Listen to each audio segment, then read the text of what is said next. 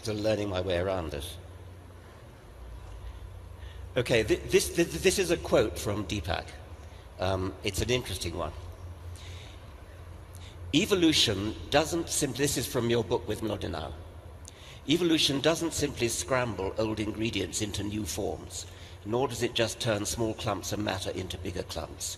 Instead, evolution makes lumps of creativity. These happen in quantum form. That is, there is a sudden emergence of a property that never existed before. Quantum, there's a little gap there then, quantum leaps dominate in creation everywhere we look, but especially in the startling, beautiful novelty of life forms on Earth. The cosmos is ruled by creativity. Now, neither of us are physicists, so neither of us actually know much about quantum theory, but we are biologists, and you have used the jargon of quantum theory there to apply to evolution as though evolution, it takes quantum leaps, or what do you mean by that?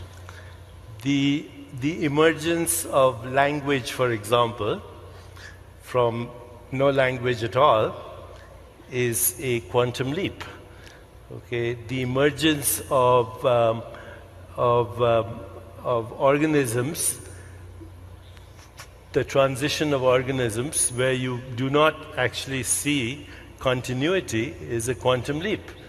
Quantum leaps are happening in consciousness and biology all the time. Right now I'm wearing biosensors, by the way, and these are measuring things like blood pressure, skin resistance, all kinds of things. This information can be transmitted to an iPhone and goes to a computer and scripts where we are doing digital monitoring of consciousness, how it affects biology. Wait a minute. So if I said, I know his blood pressure is rising right now just by me saying these things. So this is right there, proof of the mind-body connection. If somebody says, I love you, and it means something to you, your brain makes dopamine, serotonin, oxytocin, opiates. If the same person says, another person says, I love you, or the same person, and you're thinking of divorcing them, then you don't make dopamine, you make adrenaline and cortisol, and it happens instantly. There's a quantum shift in your biology just in the way you processed meaning. And there's no physical mechanism that explains how we process meaning in our lives. Only consciousness can process meaning. So when you say quantum leaps in evolution, one of the big problems in evolution right now, you will admit, is the missing gaps in the fossil record. Now, when I say that, evolutionary biologists will either snigger or raise their blood pressure, which he's doing right now. So, because they are so sure that evolution has only those two mechanisms, natural selection and random evolution. The current issue of the New Scientist has a feature article called Do Organisms Guide Their Own Evolution?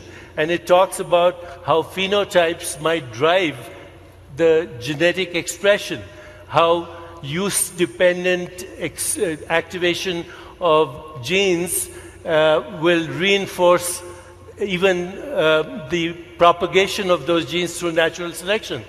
The reporter who wrote the article, he called Dr. Dawkins, by the way, who was extremely dismissive of him. Do you remember him calling you? Time is over. Otros 3 minutos. You have 3 minutes, Dr. Dawkins. This really epitomizes the problem we're up against. You have used the word quantum leap in two totally different ways, and you've confused everybody, not everybody, I'm happy to say. A quantum leap. You have used the phrase quantum leap to apply to the origin of language and the origin of life and jumps in the fossil record. Now, this is a purely metaphorical usage of the term quantum leap.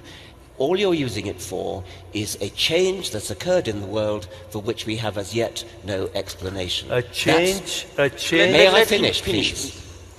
On the other hand, you have used the word quantum in the proper physicist sense. You talked about digital information going to satellites and things like that. In that case, you were talking about quantum theory in the true sense of quantum mechanics. You are bamboozling people by using quantum in two completely different senses, giving them the impression that there's something about modern physics, something about the spooky aspects of modern physics, which is relevant to things like the origin of language or the origin of life or breaks in the fossil record. Now those three things, the origin of life, origin of language, breaks in the fossil record, are scientific problems.